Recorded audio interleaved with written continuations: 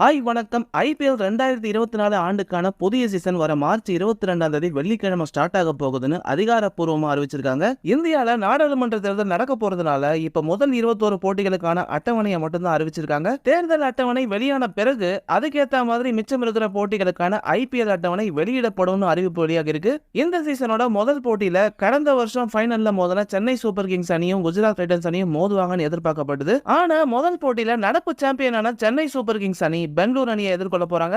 இந்த போட்டி சென்னை சேப்பாக் ஸ்டேடியத்துல மார்ச் 22ஆம் தேதி இரவு 7:30 மணிக்கு நடக்க போகுது. மார்ச் 23ஆம் தேதி 2 போட்டிகள் நடக்க போகுது. இதுல பஞ்சாப் டெல்லி அணிகள் மதியம் மொஹாலிலையும், இரவு கேகேஆர் ஹைதராபாத் அணிகள் கொல்கத்தாலையும் மோத போறாங்க. மும்பை இந்தியன்ஸ் அணி அவங்களுடைய முதல் போட்டியை குஜராத் டைட்டன்ஸ் அணி கூட மார்ச் 24ஆம் தேதி மோத போறாங்க. சிஎஸ்கே அணி குஜராத் டைட்டன்ஸ் அணி கூட சேப்பாக் ஸ்டேடியத்துல அவங்களோட 2வது போட்டியை மார்ச் 26ஆம் தேதி மோத போறாங்க. இதே மாதிரி சென்னை சூப்பர் கிங்ஸ் அணி அவங்களோட 3வது போட்டியை டெல்லி கேபிட்டல்ஸ் அணி கூட வர மார்ச் 31ஆம் தேதி விசாகப்பட்டினத்துல மோத போறாங்க. சென்னை அணி 4வது போட்டியை ஏப்ரல் 5ஆம் தேதி சன்ரைஸ் ஹைதராபாத் கூட ஹைதராபாத்ல மோத போறாங்க. சோ இப்ப அறிவிக்கப்பட்டுள்ள 21 போட்டிகள்ல சென்னை சூப்பர் கிங்ஸ் அணி 4 போட்டிகள்ல விளையாட போறாங்க. இதுல 2 போட்டி சென்னை சேப்பாக் மைதானத்துல நடக்க போகுது.